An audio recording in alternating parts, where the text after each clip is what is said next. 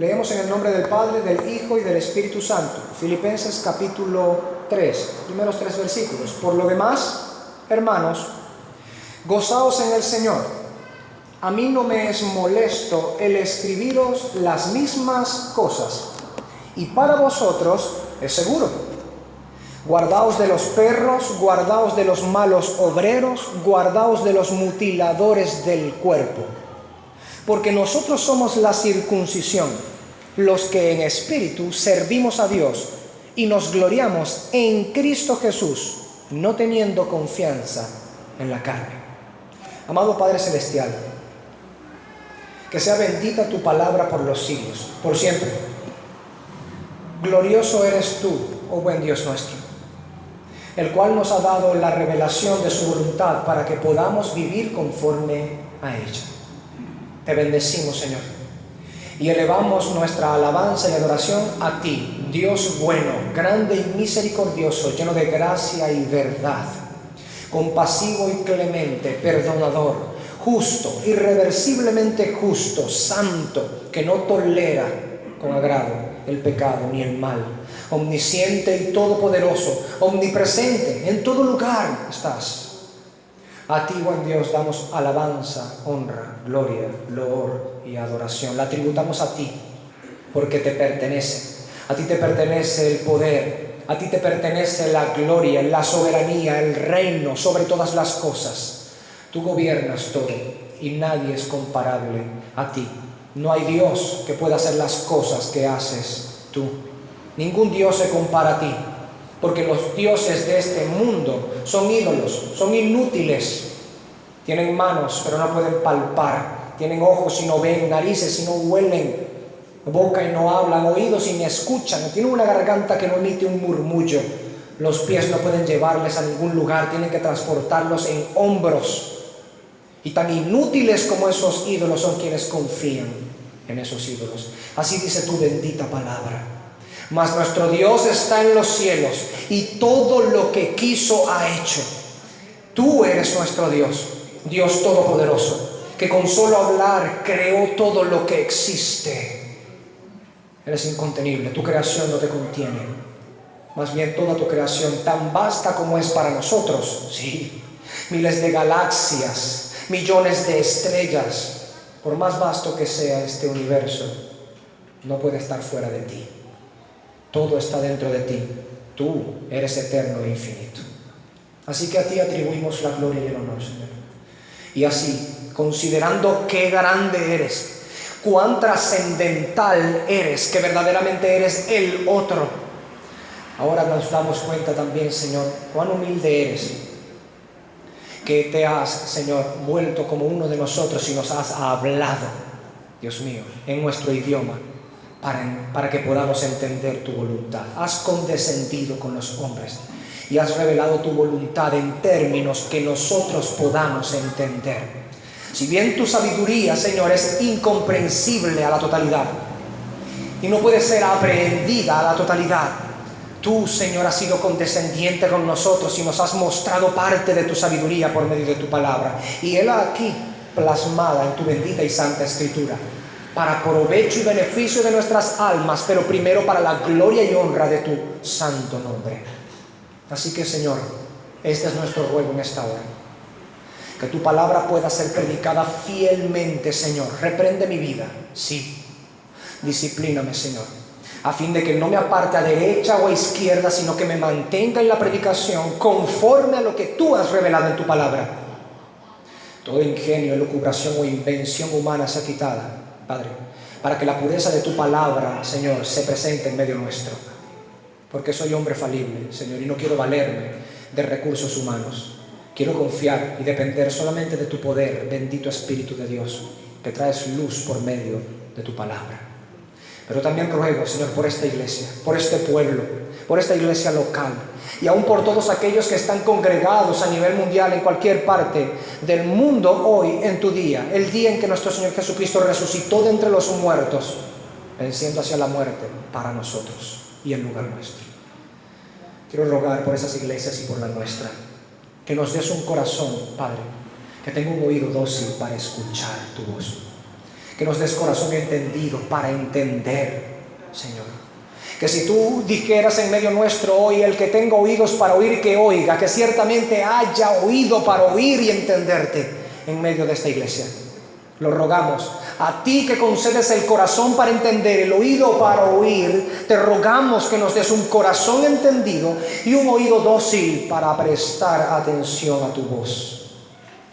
Que tu palabra pueda ser, como ella es, tan cortante como una espada de doble filo, y que penetre hasta partir el alma y el espíritu y discierne entre los pensamientos y las intenciones de nuestro corazón. Que nos permita vernos como realmente somos. Escudriña en nosotros, Señor, por medio de tu Espíritu y el poder y la luz de tu palabra. Ilumina los más recónditos espacios de nuestra alma, allá que tenemos cerrado con llave y no queremos mostrar a nadie, pero que tú lo conoces todo, porque estamos desnudos y abiertos delante de ti, a quien tenemos que dar cuenta. Ilumina con la luz de tu palabra, bendito y precioso Espíritu de Dios, para que lo que no es consono a tu voluntad sea arrancado de medio, y aquello que es conforme a tu voluntad sea implantado en nuestros corazones, para que así por el poder de tu voz, tu palabra, por la luz de tu evangelio, tu palabra, y por el poder sobrenatural que ella tiene para hacer en nosotros lo que tú mandas hacer, sean transformados nuestros corazones a imagen y semejanza de aquel a quien llamamos Señor y Salvador, Jesús, el Cristo, el unigénito. Te agradecemos, Padre, por la bendición de poder recibir tu palabra. Bendice a tu iglesia. En Cristo Jesús te lo rogamos. Amén. Pueden sentarse, mis hermanos.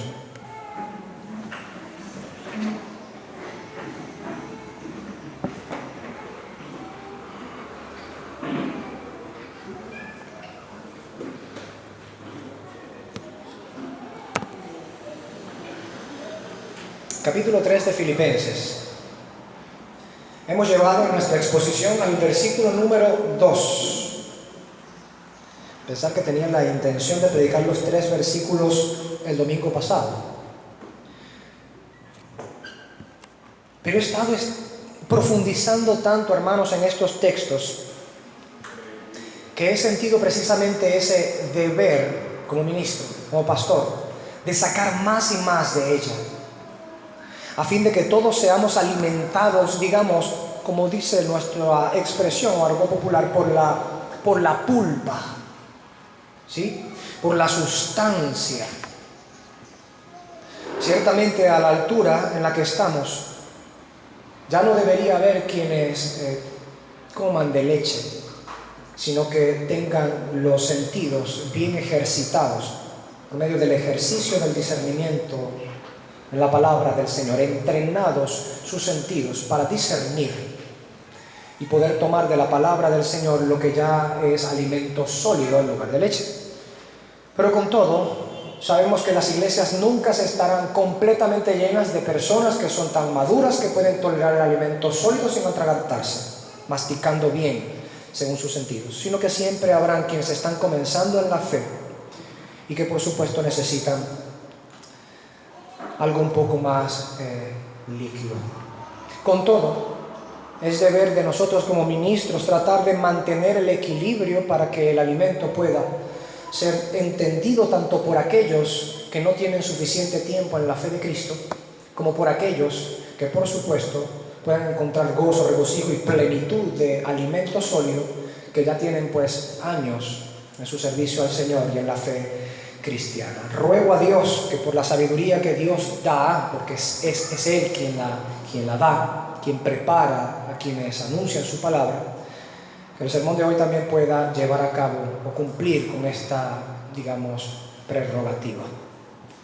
Bien, hemos llegado al versículo 2. El apóstol Pablo, en lo que está hablando del capítulo 3, nos ha dicho claramente que a él no le es molesto como ministro insistir en las mismas advertencias una y otra vez, porque según él, esto es seguro para la iglesia del Señor.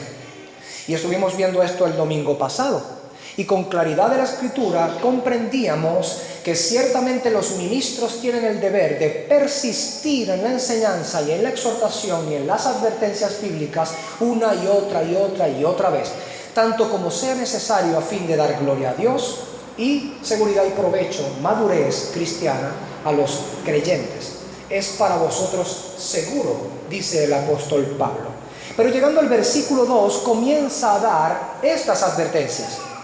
De hecho, es una triple advertencia acerca de un mismo enemigo que da en el versículo 2. No son tres clases de enemigos distintos de los cuales advierte el apóstol Pablo en el versículo 2, sino un mismo enemigo que por supuesto ya lo hemos hablado, son los judaizantes, de los cuales él está hablando en este contexto. Y él les dice: guardaos de los perros, guardaos de los malos obreros y guardaos de los mutiladores del cuerpo.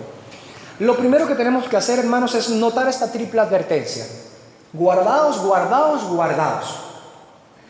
En la palabra del Señor encontraremos que, por supuesto, Dios ama a su pueblo y en tanto que quiere el bien o procura el bien de su pueblo, siempre le advierte de las cosas que le han de hacer daño en algún determinado contexto. Nuestro Dios actúa, por supuesto, como un padre que ama a sus hijos y que, por supuesto, cuando ve el daño frente a sus hijos o ve la posibilidad de un riesgo significativo para sus hijos, les advierte. Y les advierte todas las veces que sean necesarios a fin de que sus hijos no lleguen a recibir el daño que terriblemente supone caer en aquello que advierte ese padre. Así es Dios para con su pueblo.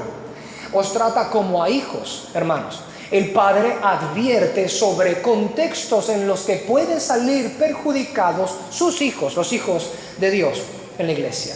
Y una de las palabras habituales para esto es guardarse, guardaos.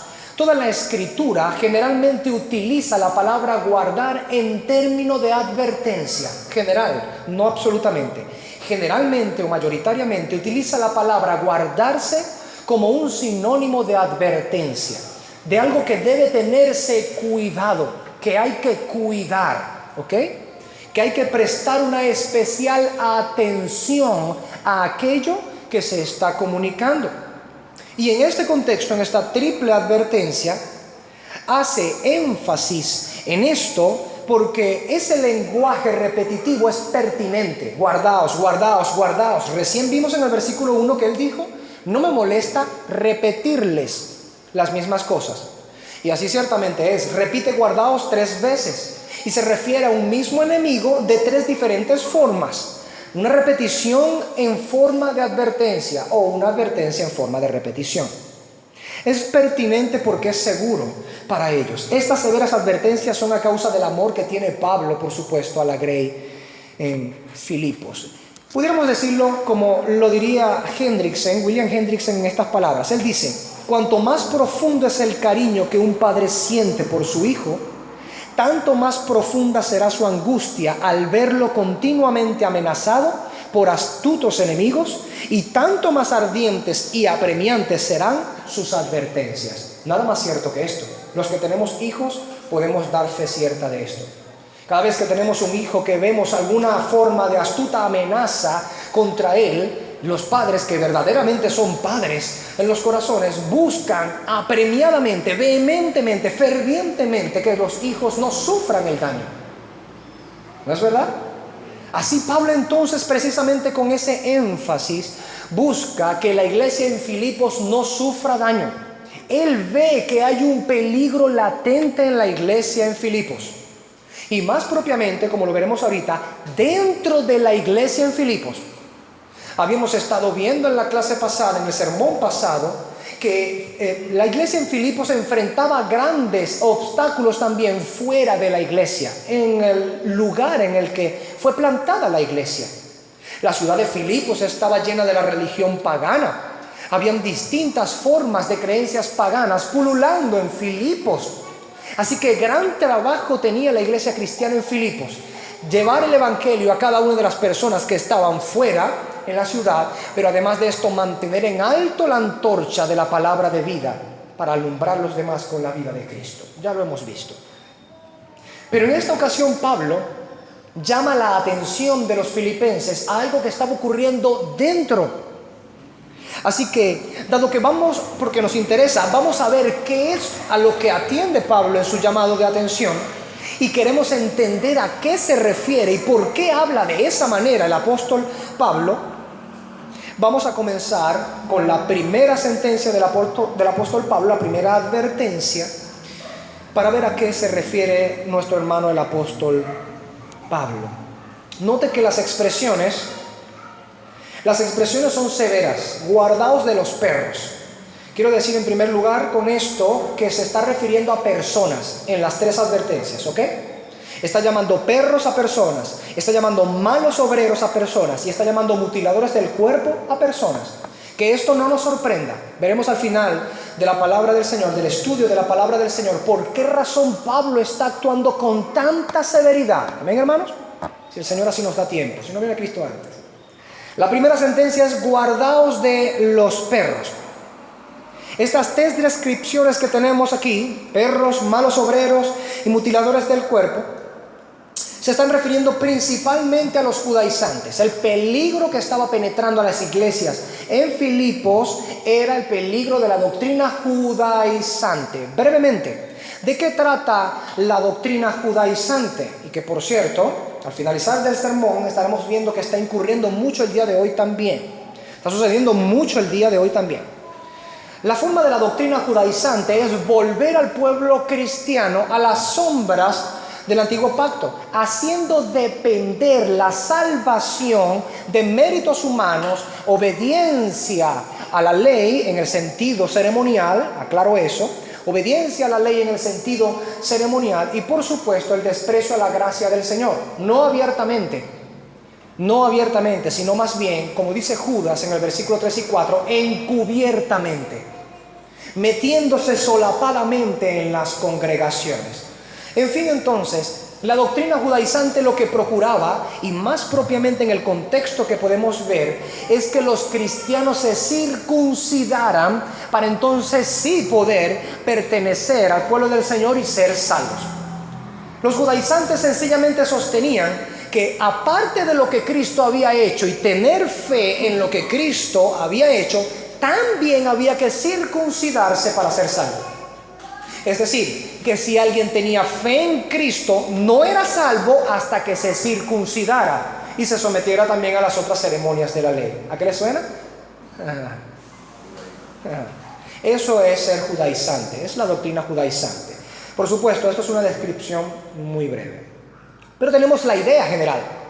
Así entonces el apóstol Pablo, que siempre trató con dureza la doctrina judaizante, de hecho, él dice en Gálatas capítulo 6, Gálatas capítulo 5, del 1 al 6, él advierte a los gálatas que no puede confiarse en el cumplimiento o la obediencia de las obras de la ley. Él compara esa condición como caer de la gracia. De hecho, Gálatas, la carta de la libertad cristiana, puede leerla toda en su casa, eso se lee así, rapidito, en un momento. Usted encontrará allí que Pablo da muy fuertemente contra la doctrina judaizante en la carta a los Gálatas. Tal era el punto de indignación santa que tenía el apóstol Pablo contra la doctrina judaizante, que les llama insensatos a los Gálatas. Le dice: Gálatas insensatos, ¿quién os embrujó? ¿Quién os fascinó? ¿Quién os encantó para no prestar atención a la verdad? Así que en la mente de Pablo, inspirado por el Espíritu Santo, hay una diferencia entre la verdad del Evangelio y la doctrina judaizante, aquella que notamos por primera vez en Hechos capítulo 15, cuando por primera vez vemos unos fariseos que habían creído. Escuche, ¿de dónde proviene la doctrina judaizante? Fariseos que habían creído y empezaban a promulgar la doctrina de que había de circuncidarse y guardar las otras ceremonias que Moisés había mandado. Lea Hechos 15 en su hogar, lo encontrará claramente allí. Así entonces, el llevar a la iglesia cristiana a practicar las ceremonias mosaicas del antiguo pacto proviene de los fariseos que habían creído. Se volvieron judaizantes, querían judaizar a la iglesia cristiana. Querían hacerlos volver a la religión judía, al judaísmo propiamente. cuando toda la Escritura nos anuncia es una sola persona. ¿A quién? Jesucristo. Así que la religión correcta y verdadera es el cristianismo, no el judaísmo.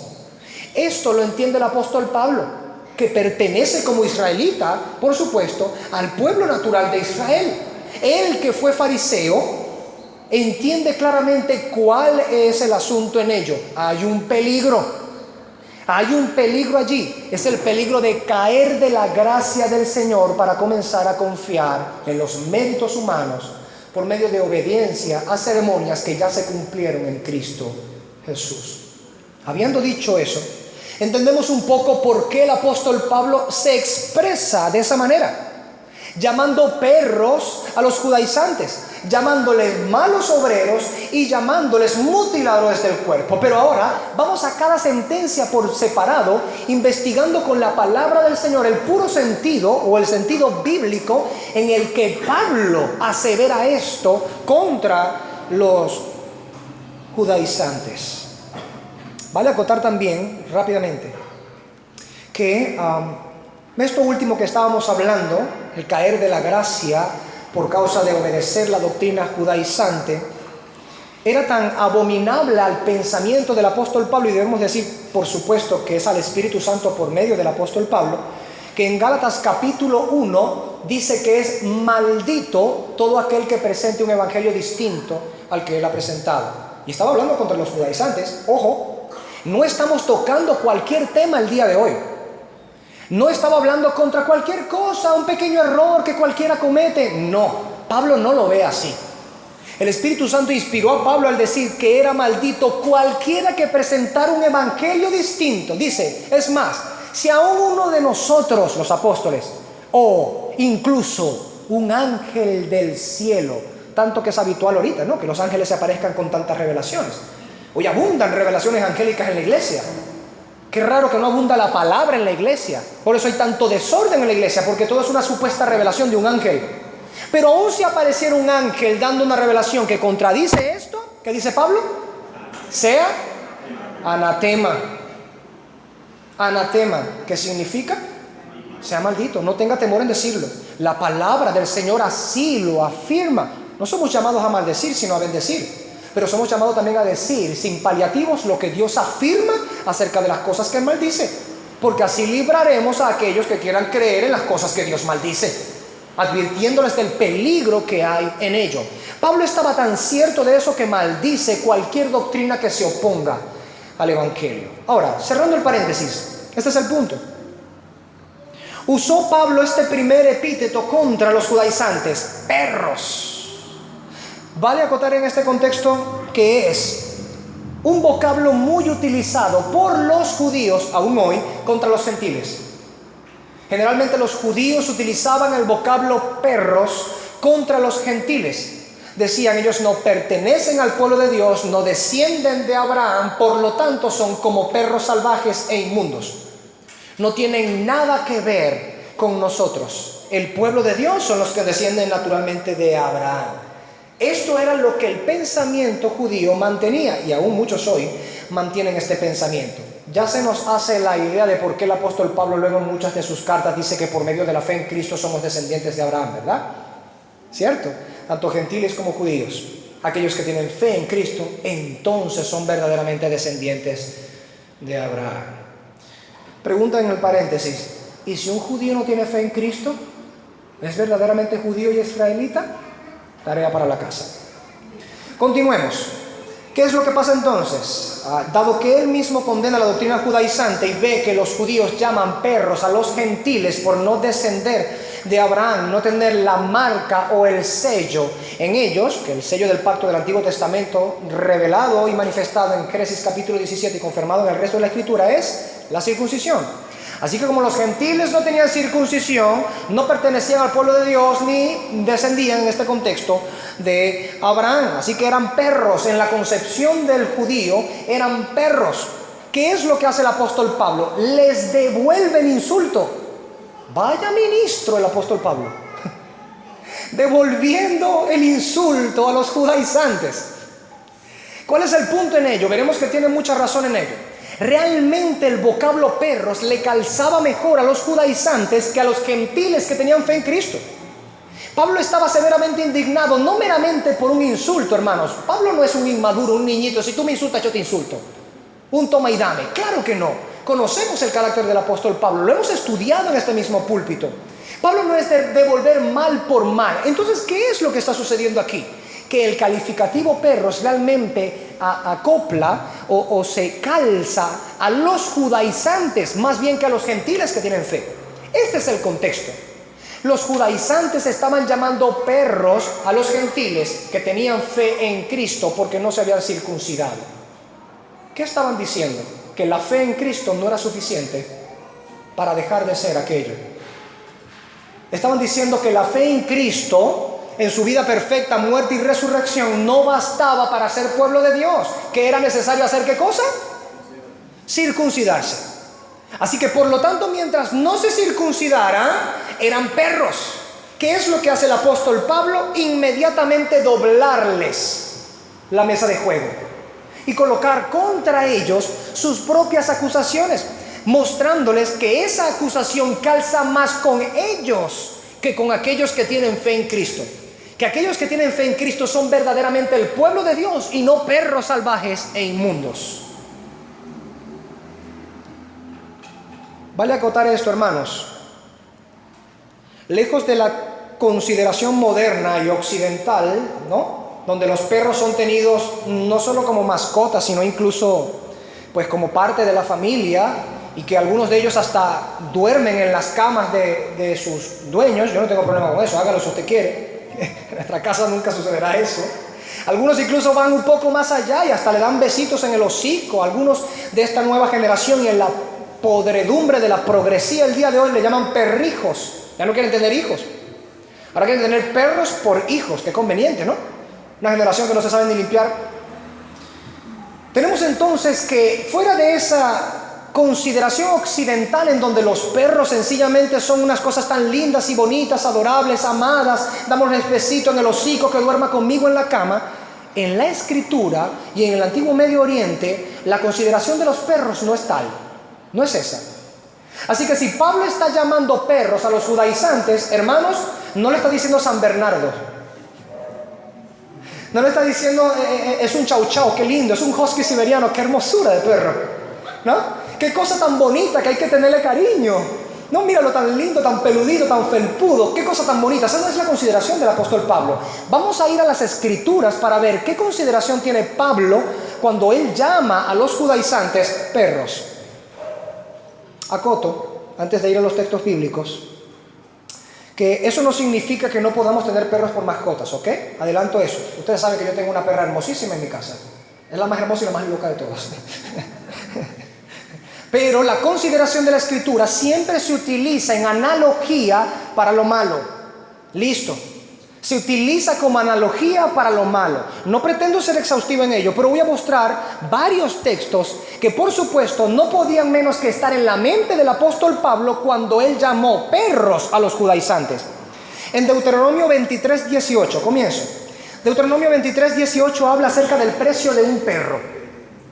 Y dice que ese precio de un perro es equiparado con el precio de una prostituta. Y dice, no me van a traer a la ofrenda ni el precio de un perro ni el precio de una prostituta. Ambos son una abominación al Señor. Santo Dios.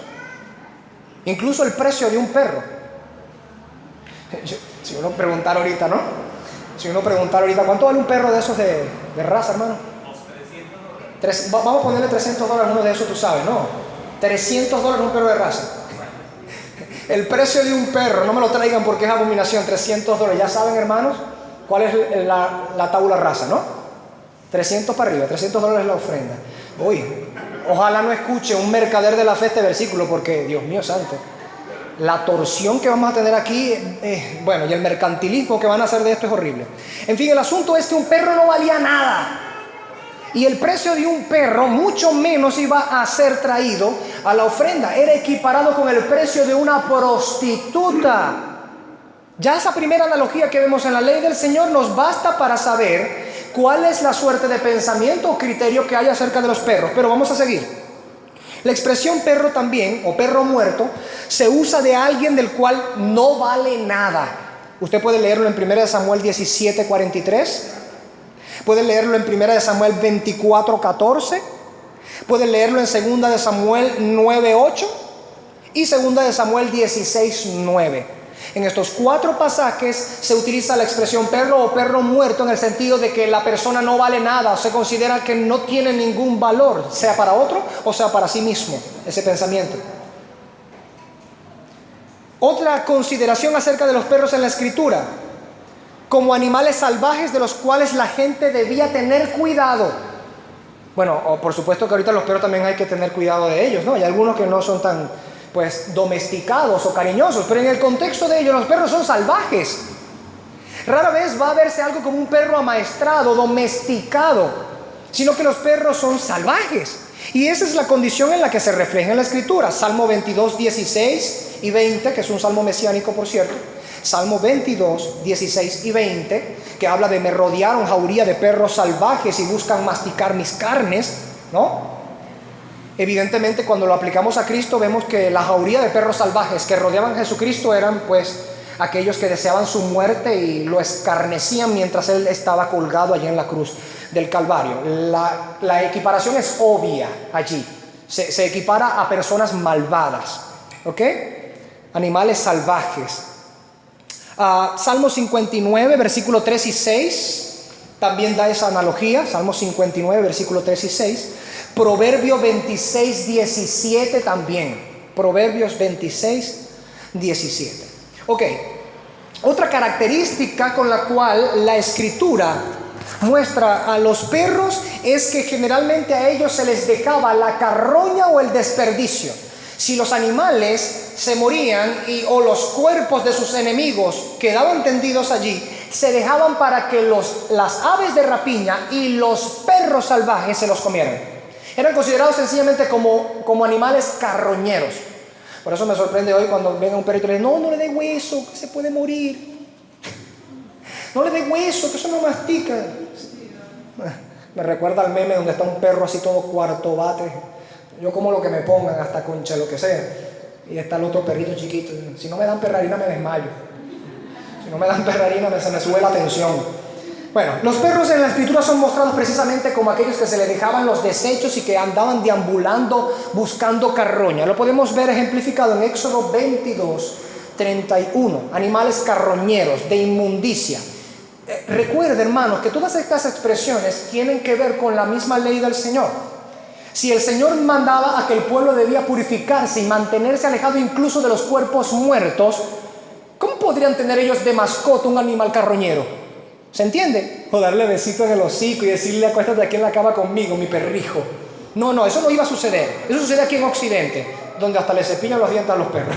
Pero en la Escritura no sucedía así. El animal era un animal carroñero, el perro. Un animal carroñero.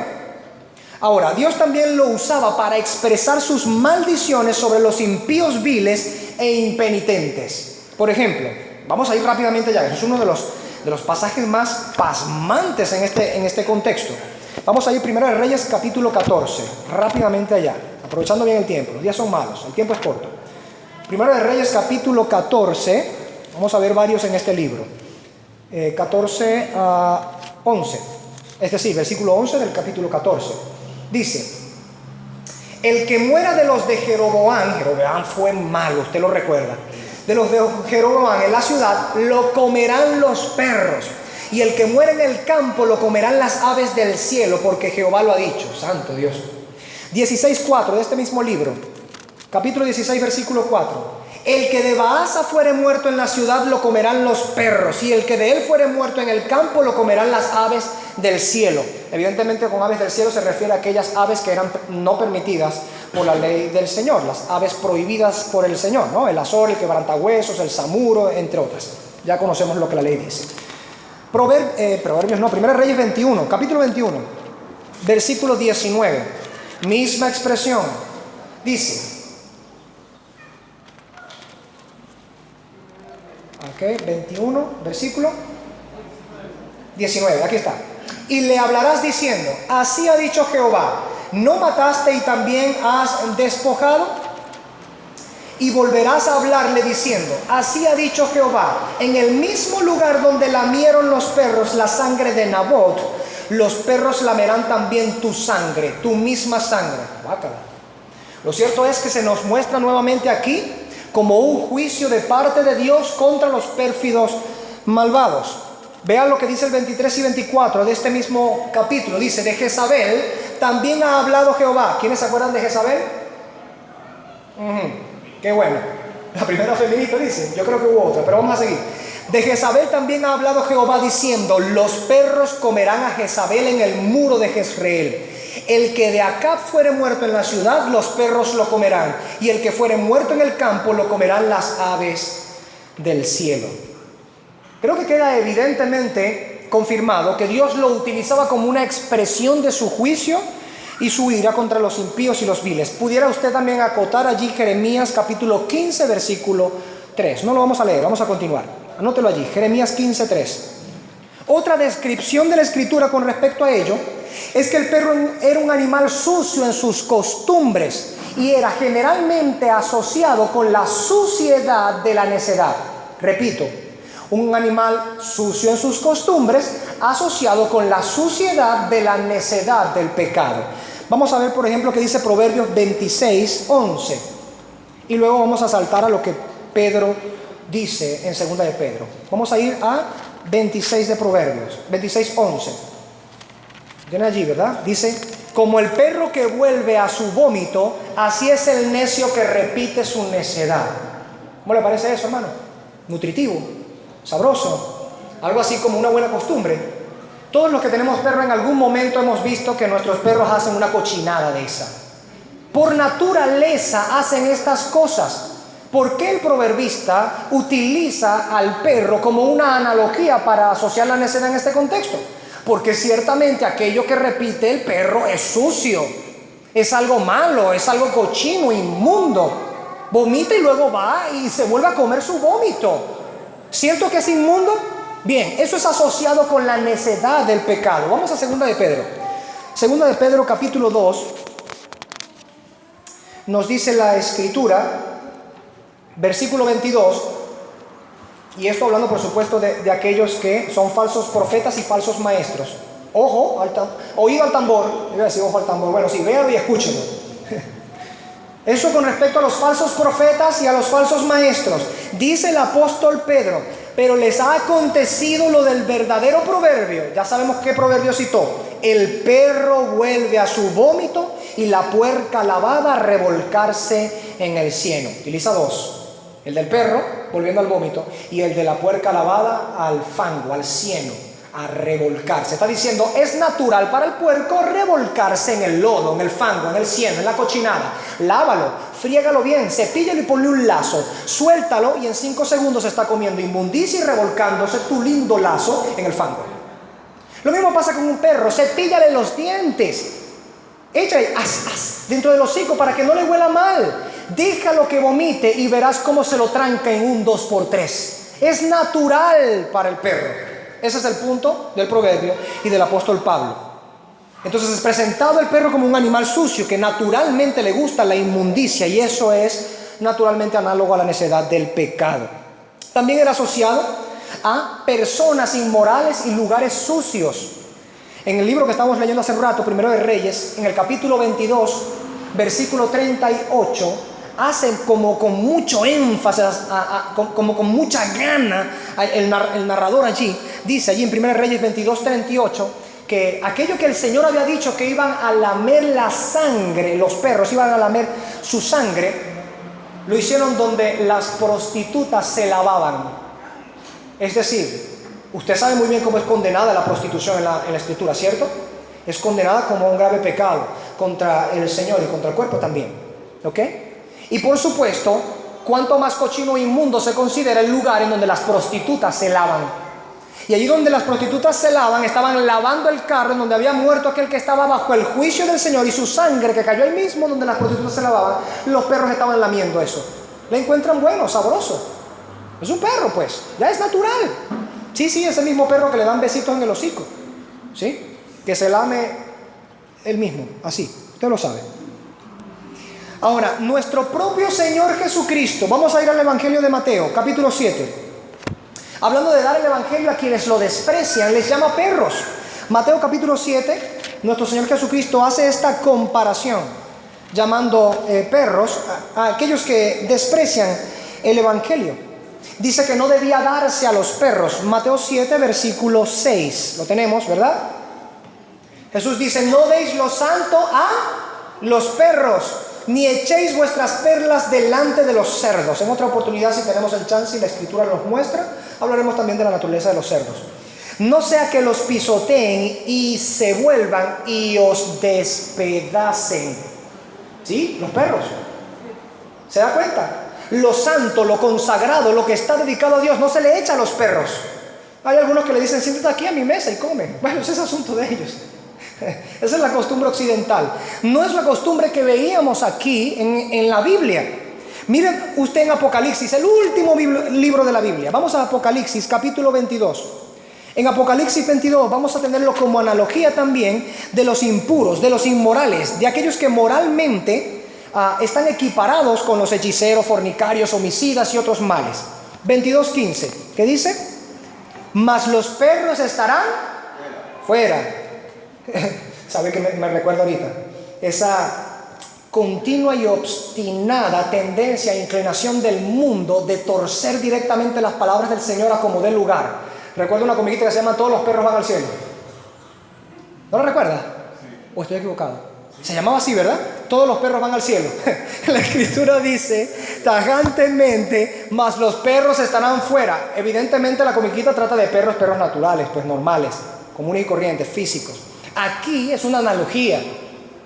No se está refiriendo a perros naturales propiamente, sino a aquellos que son comparados a los perros, cuya naturaleza es inmoral, sucia, inmunda. Ellos no entrarán al reino de los cielos. Es más, la asociación es esta. Mírenlo claramente allí. 22:15 dice: los perros estarán fuera, y los hechiceros, fornicarios, homicidas, idólatras y todo aquel que ama y hace mentira. Creo que hasta ahora podemos ver claramente que el sentido en el que el apóstol Pablo llama perros a los judaizantes no es el sentido occidental, cariñoso, felpudo, bonito y primoroso, en el que nosotros pudiéramos considerar al perro. A un perro, por supuesto, domesticado, que ha sido limpiado, que se le enseñan costumbres para que se pueda mantener dentro de una casa. El sentido en el que Pablo utiliza es dos. El sentido en el que los judíos en su judaísmo llamaban perros a los gentiles, y el sentido en el que la Escritura toda generalmente mostraba al perro. ¿Entendido ahí hasta ahora? Bien. Primera sentencia entonces entendida. Pablo está llamando perro a los judaizantes sencillamente porque ellos son salvajes, inconfiables, sucios, impuros, inmorales, necios y comedores de basura e inmundicia. Esa es la expresión de los perros en la Escritura. Y es la expresión que Pablo, guiado por el Espíritu Santo, coloca sobre los judaizantes. Uno no puede menos que sobrecogerse de asombro y de temor reverente por la forma tan severa en la que Pablo habla y llama a estos hombres. Pero debe tener una razón para ello, y es precisamente esto: que aquellos estaban deshaciendo las carnes del cuerpo de Cristo. Tenían una mordedura, por así decirlo, venenosa, con rabia, rabiosa, infecciosa mordedura tenían los perros judaizantes. Venían contra el cuerpo de Cristo para romper sus carnes por medio de sus doctrinas que eran venenosas, que estaban infectadas. Ellos apelando contra la gracia del Señor, contra la salvación por la sola gracia, contra la justificación por la sola fe en Cristo Jesús. Ellos querían de alguna manera que el pueblo cristiano volviera a la religión judía, al judaísmo, así como un perro vuelve a su vómito. Ellos querían arrastrar a los filipenses al vómito, a aquello de allá atrás. No. Pablo está de acuerdo en que ellos son los perros. En segundo lugar, vamos a volver a Filipenses capítulo 3. En segundo lugar tenemos que Pablo dice, guardaos de los perros y guardaos de los malos obreros. Entendemos entonces que el apóstol Pablo requiere de los filipenses que se guarden de aquellos judaizantes cuya doctrina son como perros salvajes e inmundos. Ahora les dice, guardaos de los malos obreros. Esto debe tener especial atención para nosotros el día de hoy, puesto que precisamente, hermanos, les llama obreros. Las palabras que Pablo usa pueden ser traducidas útilmente como hacedores de iniquidad. Así lo entiende Matthew Henry en su comentario. Hacedores de iniquidad. Pero también pudiéramos traducirlo, como prefiero hacerlo yo, trabajadores maliciosos. Es decir, el sentido de malos obreros es que estos ciertamente están trabajando, pero son malos trabajadores. ¿Me siguen? O mejor dicho, ¿seguimos a Pablo? Malos trabajadores. Aunque estaban para trabajar en la edificación del cuerpo de Cristo, como señala Efesios 4:12, ¿no? Que están allí para la edificación del cuerpo de Cristo. El cuerpo de Cristo debe ser edificado, Efesios 4:12 lo dice. Aunque estaban allí para la edificación del cuerpo de Cristo y debían hacerlo reteniendo la sana forma de las palabras de la doctrina apostólica, como le dice Pablo a Timoteo en 1 Timoteo 6 del 3 al 5, estos caballeros trabajaban, pero no para edificación, sino para destrucción por medio de sus doctrinas judaizantes. Nosotros vemos una analogía en la palabra del Señor. Los obreros son una expresión análoga para aquellos que enseñan o que trabajan de alguna manera dentro del cuerpo de Cristo, dentro del edificio del Señor, que es la iglesia, el templo de Dios. Estos son llamados malos obreros, no porque no estaban obrando, pero estaban obrando lo malo, de manera pecaminosa, de manera inicua.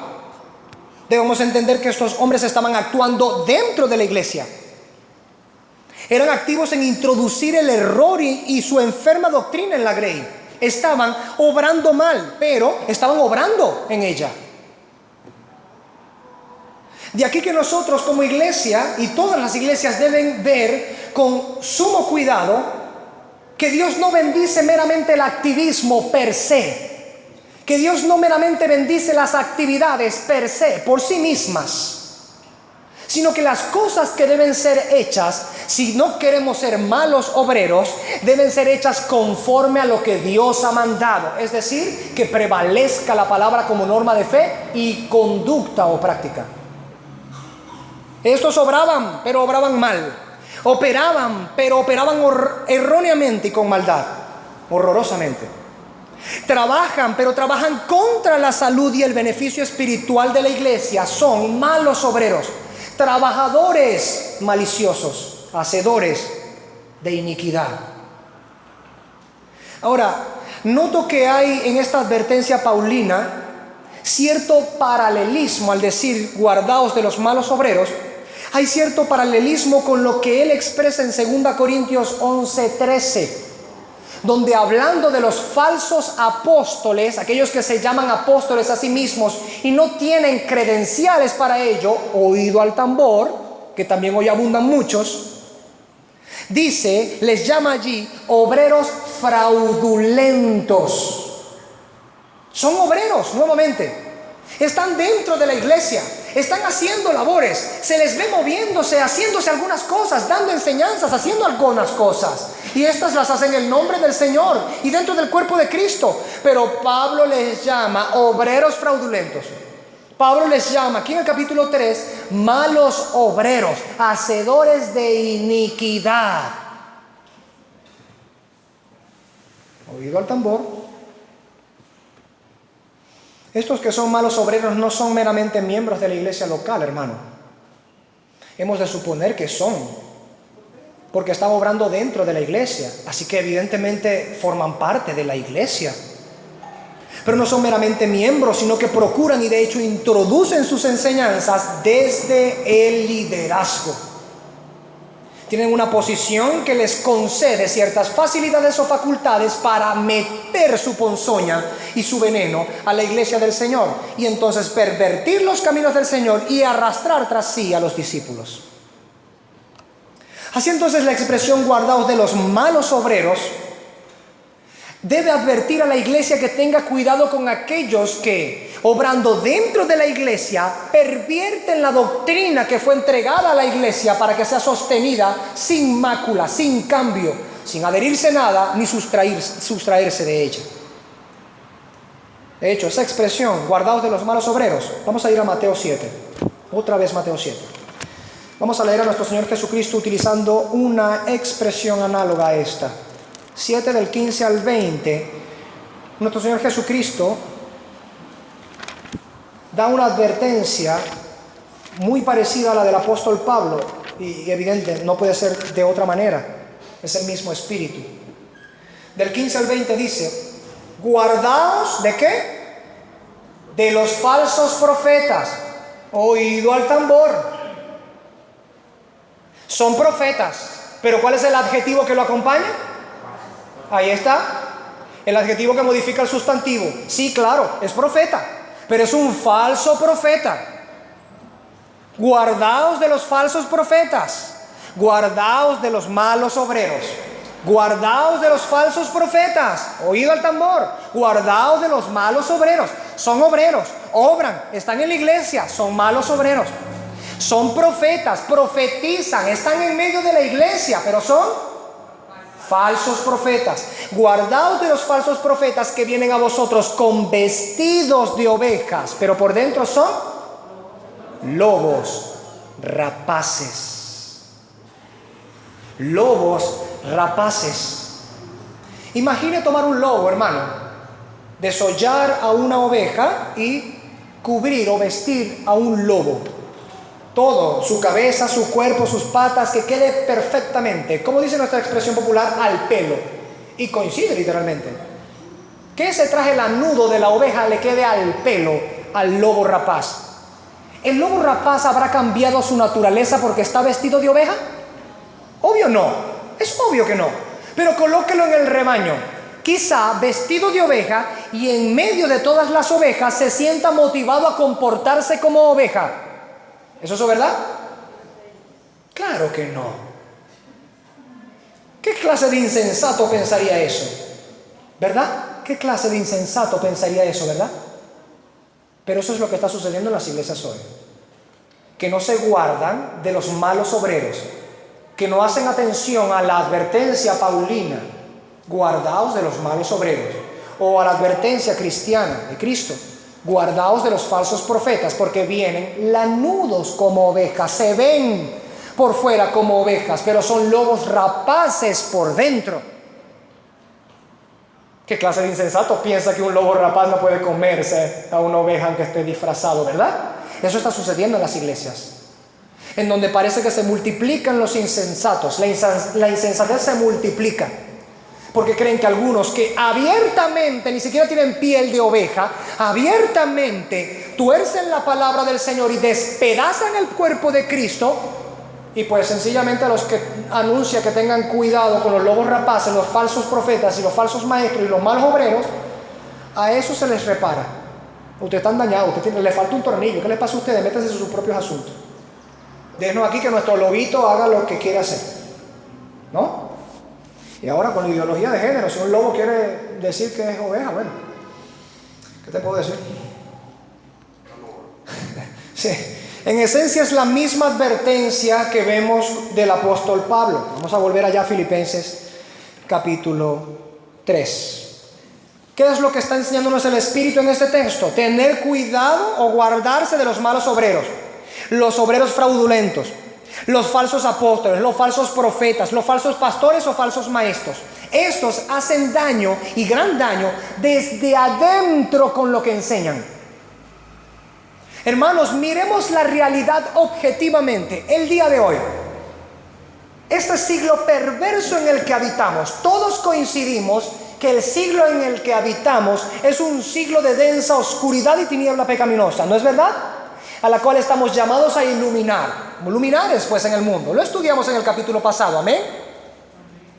Pero lo que está hablando el apóstol Pablo aquí no es un problema externo. No es el pecado contra el cual la iglesia debe luchar allá afuera. ¿Dónde debe luchar la iglesia contra esto? Dentro de la iglesia. Dentro de la iglesia. Contra aquellos que no soportan la doctrina o no sostienen, para decir soportar de manera adecuada, no sostienen la doctrina apostólica y bíblica. La doctrina cristiana histórica no la sostenían aquellos, y hay muchos hoy que no la sostienen. Pero ahí van, ¿no? Siendo guiados, como si aquella flauta mágica estuviera siendo tocada delante de ellos. Van como ratas siguiendo al flautista. Detrás de las malas doctrinas, aquella contra la cual el apóstol Pablo nos advierte, y muchas otras, por supuesto, que son parecidas a ella. Ahora, esto no debería sorprendernos, hermanos, que ocurra. Les digo por qué. La Escritura siempre nos advierte que estas cosas pueden ocurrir y hacer gran daño si la iglesia con sus sanos obispos no están en alerta. Es la atención que debe tener la iglesia. Es la condición en la que la iglesia siempre debe estar, alerta. La iglesia es llamada columna y baluarte ¿de qué? De las tradiciones de los hombres. De la verdad. ¿Dónde está la verdad? Santifícalos en tu palabra, dijo Cristo en Juan 17. Tu palabra es la verdad. Salmo 119, la suma de tu palabra es verdad. Cristo y Cristo revelado en la Escritura es la verdad. Por eso Él dijo, yo soy la verdad. Es el logos de Dios, el verbo, la palabra de Dios que se hizo carne. Y la tenemos aquí escrita.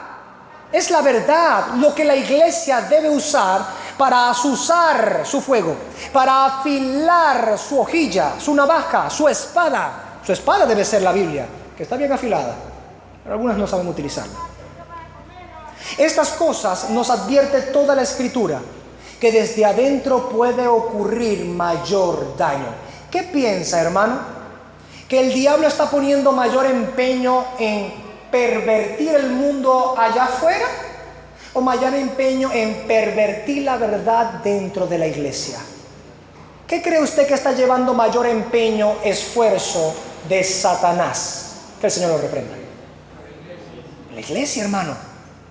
Porque la iglesia es la luz del mundo, la sal de esta tierra, la que debe preservar de la descomposición, la que debe alumbrar en la densa oscuridad del mundo. Así entonces, si en la iglesia quienes dirigen son malos obreros, ¿cuál es el destino de los guiados con guías ciegos? Según nuestro Señor Jesucristo, pues ambos caen ¿dónde? En el mismo hoyo, en el mismo hueco. Así entonces el Espíritu advierte, por utilizar una analogía bien conocida por muchos, sino por todos, el diablo opera de esta manera, no tanto mostrando abiertamente la falsa doctrina para que la iglesia la abrace, porque así hasta los recién convertidos la rechazan, sino más bien solapando su doctrina para introducirla encubiertamente a la iglesia. En un sentido análogo, es como el caballo de Troya. Conocemos, ¿verdad? El relato. Ahí está, es un regalo. ¿Qué daño podría hacer? Es grande y bonito. Y es una muestra de afecto y aprecio. Y es gratis. ¿A quién no le gusta lo gratis? Entra el caballo de Troya. Sabemos lo que sucedió en la noche. El caballo se abre. Sorpresa. ¡Voilà!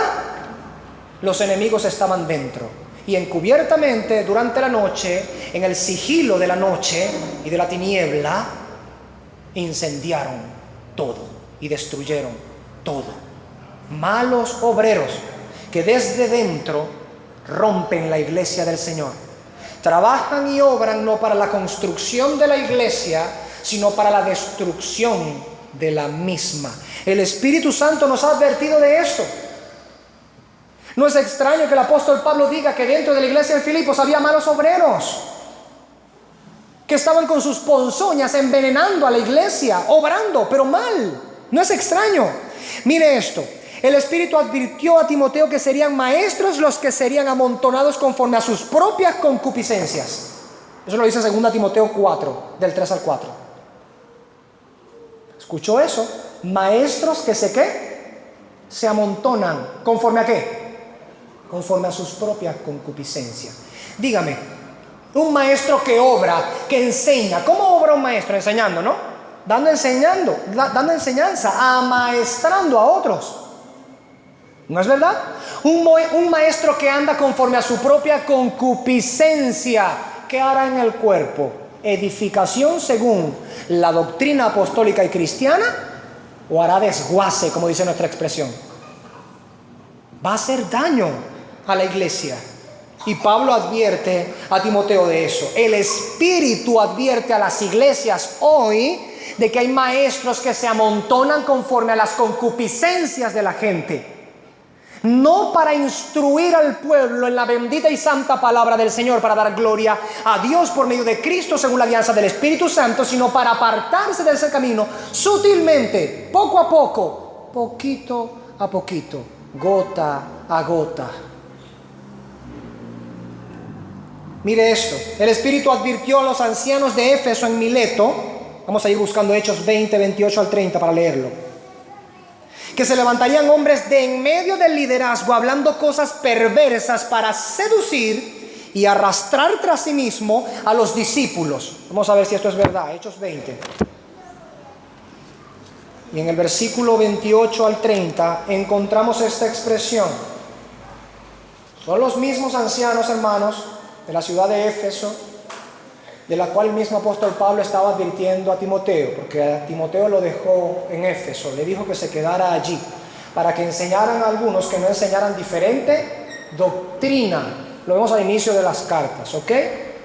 Sea Dios veraz, todo hombre mentiroso. Versículo 28, por tanto, mirad por vosotros, le está hablando a los presbíteros, a los ancianos. Por tanto, mirad por vosotros y por todo el rebaño en que el Espíritu Santo os ha puesto por obispos, para apacentar la iglesia del Señor, la cual Él ganó por su propia sangre. Porque yo sé, Pablo se las trae, que después de mi partida entrarán en medio de vosotros lobos rapaces que no perdonarán al rebaño. Y de vosotros mismos, ¿a quién está hablando? ¿Quién es el grupo de personas que está hablando, a quienes está hablando? ¿La iglesia en general?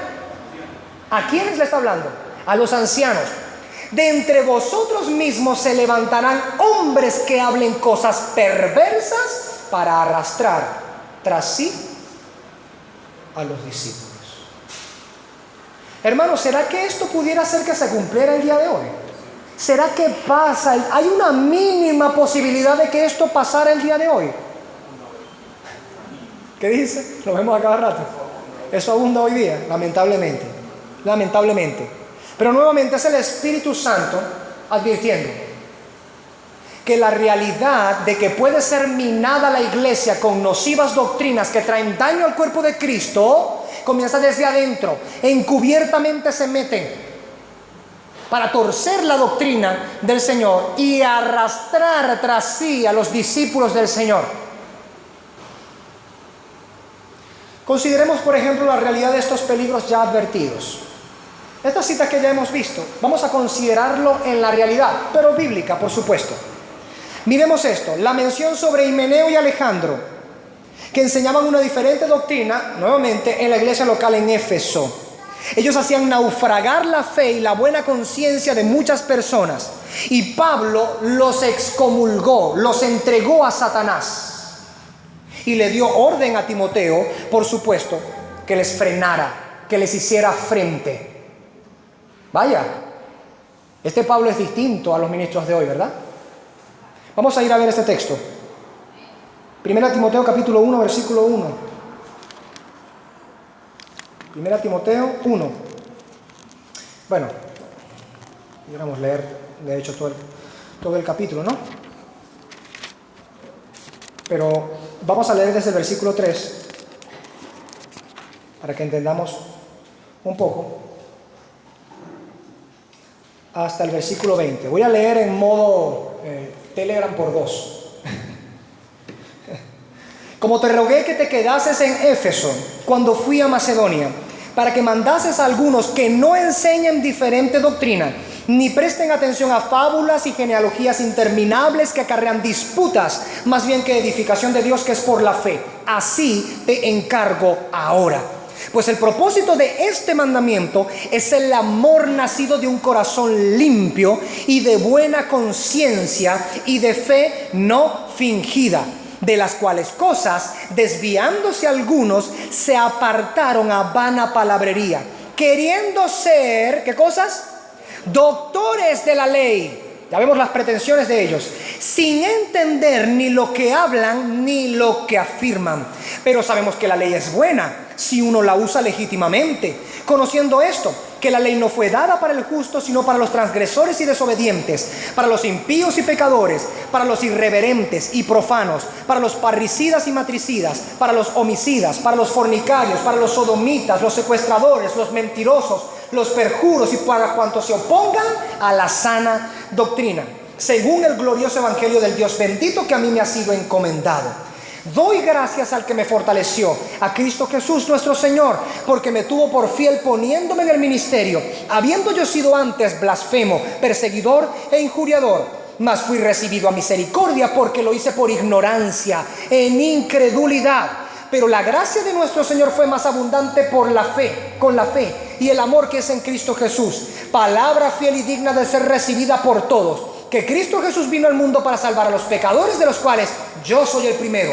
Pero por esto fui recibido a misericordia, para que Jesucristo mostrase en mí el primero toda su clemencia, para ejemplo de los que habrían de creer en él para vida eterna. Por tanto, al Rey de los siglos, inmortal, invisible, al único y sabio Dios, sea honor y gloria por todos los siglos de los siglos. Amén. Este mandamiento, hijo Timoteo, te encargo, para que conforme a las profecías que se hicieron antes en cuanto a ti, milites por ellas la buena milicia, manteniendo la fe y la buena conciencia, desechando la cual naufragaron en cuanto a la fe algunos, de los cuales son Himeneo y Alejandro, a quienes entregué a Satanás para que aprendan a no blasfemar. Santo Dios. Déjame quitarle el modo velocidad. La expresión del apóstol Pablo es ciertamente rigurosa y severa. El apóstol Pablo no trata la blasfemia como muchos de los ministros la tratan hoy, que de hecho ellos mismos son blasfemos y perjuros en el púlpito, queriendo ser doctores de la ley cuando no saben ni lo que hablan ni lo que enseñan, no conocen las escrituras. Pastores que jamás han leído ni siquiera la Biblia completa. Sí, hay pastores así, que nunca han leído toda la escritura completa, ni la han estudiado, y están allí en el púlpito enseñando, vez tras vez, y el pueblo amén, amén, amén, no saben qué les están enseñando. Pablo les dice, estos dos los entregué a Satanás para que aprendan a no blasfemar. Excomulgados de la grey del Señor. Timoteo les había recibido de parte de Pablo un mandamiento. Todo ese capítulo está hablando de ese mandamiento solo. Te dejé allá para que enseñes que no enseñen diferente doctrina, para que coloques a ancianos que cumplan con los requisitos. Deséchame a aquellos dos, a Himeneo y Alejandro, fuera, porque enseñan diferente doctrina, porque están blasfemando contra el Señor. Es decir, eran obreros, ¿pero qué? Malos obreros. Dirigían a la destrucción a la iglesia. Eso no es la única realidad bíblica de esos peligros que consideramos en las advertencias. Vamos a pasar a la segunda carta de Pablo a Timoteo. Vamos a ver en el capítulo 2 lo que le dice a Timoteo en el versículo 17 y 18. Reincidiendo nuevamente aquí Himeneo, pero encontramos otro que se unió al clan. Es decir, la mala doctrina actúa como levadura. ¿Qué dice Gálatas 5:9? Un poco de levadura leuda toda la masa. No solamente la doctrina del reino de Cristo es como levadura, que es echada en 3 medidas de harina, luego leudó toda la masa. La falsa doctrina también actúa como levadura, que donde se permite solo un poco, leuda toda la masa. Ahora tenemos también a otro personaje. 2 Timoteo 2, 17 al 18 nos dice, y su palabra carcomerá como gangrena, de los cuales son Himeneo y Fileto, que se desviaron de la verdad diciendo que la resurrección ya se efectuó y trastornan la fe de algunos. No tenemos el tiempo necesario para estudiar, no estamos estudiando esta carta, pero brevemente, las palabras de estos que estaban enseñando. Otra vez, Himeneo en la palestra, enseñando seguía Himeneo. Esta es ya la segunda carta. Probablemente ya no lo hacía oficialmente dentro de la iglesia en Éfeso, pero lo hacía ahora por fuera. Como Calvino dice en el primer texto que leímos en primera a Timoteo, que bastaba con que fueran señalados públicamente para que con esa infamia la iglesia supiera que no son obreros aprobados. Que aunque se llamaban a sí mismos obreros, que aunque estaban en la iglesia con cierta posición y tenían o requerían cierta atención de la iglesia para la enseñanza, ellos no eran obreros conforme a la voluntad del Señor. Así que debían ser desechados. El sello y la marca de la infamia pública debía caer sobre ellos para que aprendan a no blasfemar. Aquí vemos Himeneo y se le sumó ahora Fileto. Vaya nombre, hasta el nombre de la desconfianza. Arrancaba un filet, pero de la mala doctrina. ¿Qué hacía con su mala doctrina? Según el apóstol Pablo en el versículo 18, trastornaba la fe de algunos. Escuche, hermano, oído al tambor. El que tenga oído, que oiga lo que el Espíritu dice a las iglesias. La mala doctrina termina trastornando la fe de la gente. ¿Y una fe trastornada lleva al reino de los cielos? Claro que no. Una fe trastornada viene siendo en un sentido semejante a la fe de los demonios. Creen que Dios es, pero no confían en lo que deben, ni pueden esperar de Él la bendición que Él ha prometido, porque se desvían. Ahora, Himeneo, Alejandro, Fileto no son los únicos. Pudiéramos hablar también de el Diótrefes. Vamos a ir allá, 3 de Juan, casi terminando nuestras Biblias, en ese librito que casi nadie lee. Y eso que es del Nuevo Testamento. Quisiéramos hablar del Antiguo Testamento, en donde hay libros que los cristianos ni siquiera saben que existen. 3 de Juan.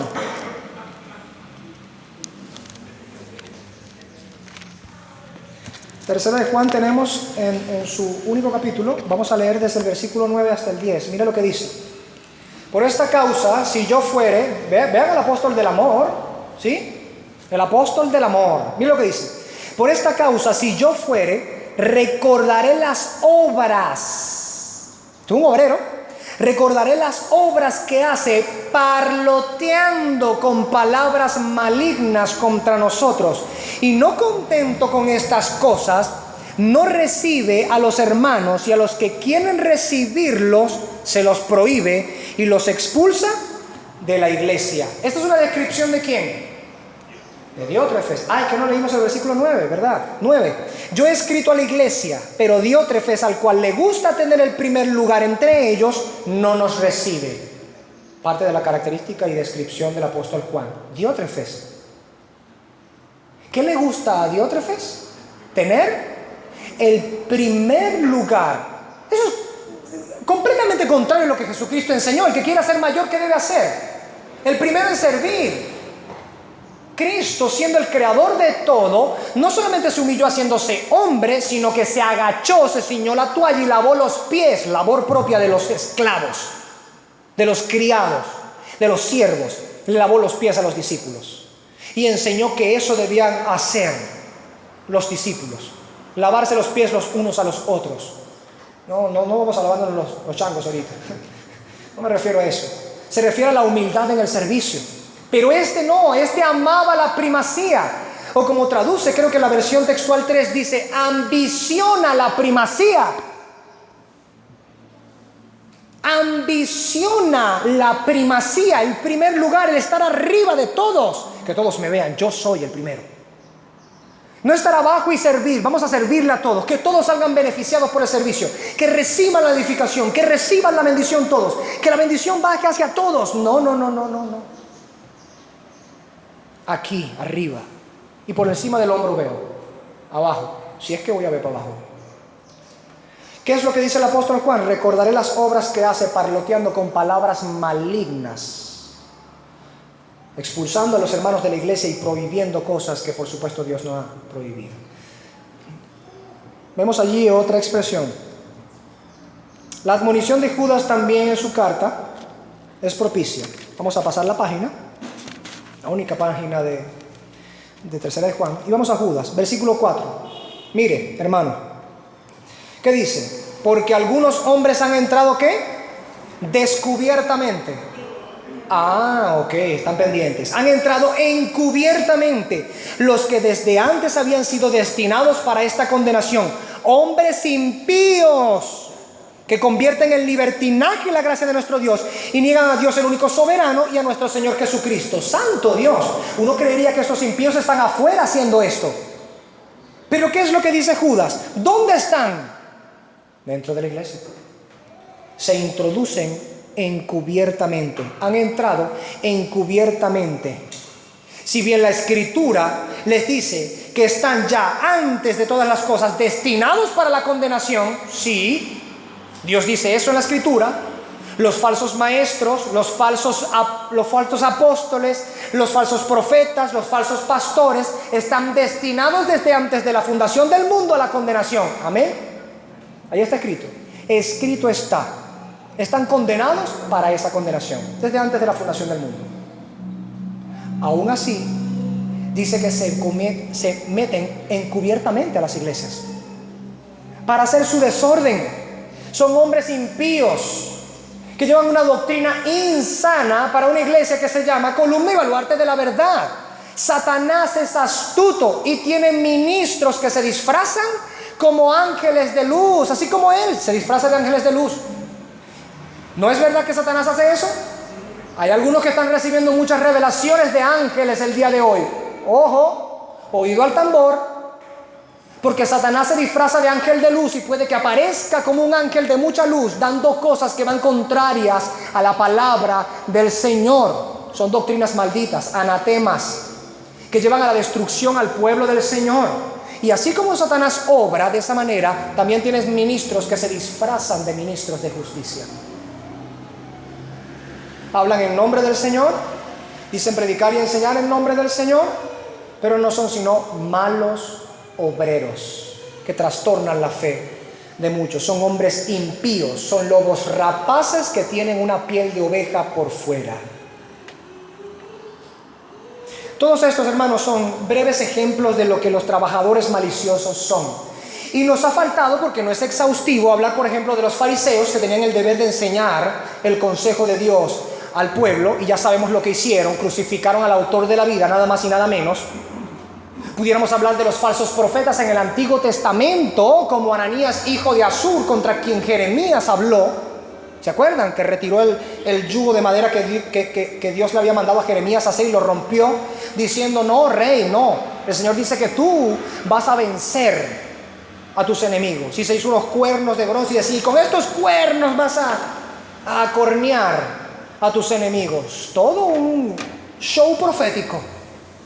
Todo un show profético, valga muy bien la expresión el día de hoy, ¿no? Todo con muchas características proféticas. Y era un falso profeta. Y era un falso profeta. Pudiéramos hablar de Micaías contra los 400 profetas de Acab. Cuando habló hacia Acab y a Josafat, tenían 400 de su bando, los profetas oficiales. Oído al tambor. Los profetas que eran dados al Estado. Lo que tú digas, mi rey, todo está bien, Dios te bendice, eso no importa, siempre y cuando me des la papa. Yo profetizo el bien contra ti, digo para ti. Micaías, cuando lo llaman, asegúrate de hablar conforme a lo que los otros profetas están diciendo. No te preocupes, yo voy a hablar lo que Dios me diga que voy a hablar. Y ya sabemos el resto de la historia, ¿verdad que sí? A pan y agua, encerrado. Pónganmelo allí, a pan y agua de aflicción, hasta que yo venga. Y el profeta: si tú vienes y regresas con vida de la guerra, Dios no ha hablado por medio de mí. Esa será la señal. Y no regresó. No regresó. Porque la palabra del Señor venía por aquel humilde profeta. Era uno, sí, aquellos 400. La verdad no estaba en la mayoría. Estaba el que estaba sujeto a la palabra de Dios. No porque llevaba la corriente de la mayoría. Es que todos son profetas, yo debería hacer lo mismo. El profeta habla lo que la palabra de Dios dice y establece. Así entonces, falsos profetas, toda la escritura nos advierte de los falsos profetas, de los falsos maestros, de los malos obreros. Así que la expresión de Pablo, vamos a Filipenses 3, guardaos de los malos obreros, tiene todo sentido. Es claro que la iglesia debe protegerse de los trabajadores maliciosos. Esta es la firme intención del apóstol Pablo al decirle a ellos: guárdense, cuídense de los malos obreros. Los judaizantes harían terribles estragos y profundos daños, no desde afuera. ¿Dónde? Desde dentro. Por supuesto, si se les dejaba operar con libertad. Seducían a los discípulos, arrastrándolos tras de sí a la destrucción, desviándoles de la sana forma de las palabras de la doctrina apostólica que habían recibido, haciéndoles naufragar de la fe y de la buena conciencia, negando la salvación por la sola gracia de Dios y la justificación por la fe en Jesucristo. Malos obreros. Juan Calvino dice de esta expresión esto en su comentario: bajo el pretexto de edificar la iglesia, ellos no hacían más que arruinarla y destruirla toda. ¿Sí? Lo utilizaban como pretexto. Pues si son como Diótrefes, solamente ambicionaban la primacía, el poder ser escuchado por todos y estar en el centro de la atención de todos. Aspiraba no la edificación del cuerpo de Cristo, sino el púlpito, el estar delante de todos allí y que todos prestaran atención para poder dirigirlos hacia el matadero. En tercer lugar, y terminando las admoniciones de este versículo, está la expresión: guardaos de los mutiladores del cuerpo. O también guardaos de la mutilación de la carne, así lo presenta la versión siríaca. ¿Qué tenemos allí? La mutilación de la carne o la mutilación del cuerpo. El apóstol utiliza aquí, hermanos, en este renglón del versículo, la parte C del versículo, la tercera parte del versículo 2, un juego de palabras en griego. Este juego de palabras se llama paranomasia. Es utilizar dos palabras en el mismo idioma que suenan muy parecidas, riman y suenan muy parecidas, pero tienen significados completamente distintos. Él utiliza entonces en este contexto la palabra mutilación como paranomasia de la palabra circuncisión. Es un juego de palabras. Por supuesto, esta paranomasia no se cumple en nuestro lenguaje en español, pero sí en el griego, es decir, se puede ver en el original. Y es muy apropiado que el apóstol haga este juego de palabras aquí. Pablo contrasta ambas palabras, haciendo ver que los judaizantes no son más que mera mutilación de la carne y que no son la verdadera circuncisión, como de hecho estudiaremos en el versículo 3 la semana que viene. El asunto es que aquellos que tenían su confianza puesta en la carne, como dice el contexto, les gustaba ser llamados la circuncisión. Ahora entendemos el contexto, ¿verdad? Si a ellos les encantaba ser llamados la circuncisión, Pablo, no accediendo a concederles que verdaderamente fueran aquello que ellos pretenden delante de Dios, audaz y pertinentemente los llama la mutilación. Ustedes no son la circuncisión, ustedes son la mutilación. Ustedes han mutilado sus carnes, pero ustedes no están circuncidados delante de Dios. Este epíteto era bastante adecuado para aquellos que solamente habían mutilado el cuerpo, la carne, mientras que los corazones de ellos, ¿cómo estaban? Incircuncisos, alejados de la plenitud de la salvación que se recibe solamente por gracia divina y por la fe en Jesucristo. Mutilados en la carne, incircuncisos en el corazón. Es como si Pablo dijera en cierto tono de ironía que en lugar de ser llamados verdaderamente la circuncisión, les calza mejor ser llamados la mutilación. Tan solo están en la carne mutilados, no están en sus corazones circuncidados. Ahora, este pensamiento del apóstol Pablo, ¿por qué Pablo trata con tanta rudeza a ellos? ¿No es verdad que está escrito que el pueblo que descendía de Abraham y era el pueblo del Señor tenía que ser circuncidado? Al octavo día todo varón nacido debía circuncidarse. Escrito está, ¿o no? Jesucristo mismo se circuncidó. Pablo, de la tribu de Benjamín, fariseo de fariseos, doctor de la ley, era circuncidado al octavo día, dice él también. ¿Qué es esto que está hablando Pablo? ¿Es que acaso habla contra la circuncisión lo que fue ordenado en el Antiguo Testamento? ¿O será que él entiende distinta la circuncisión a como los judaizantes la entendían? Creo que es la segunda opción. ¿Por qué este pensamiento es expresado aquí?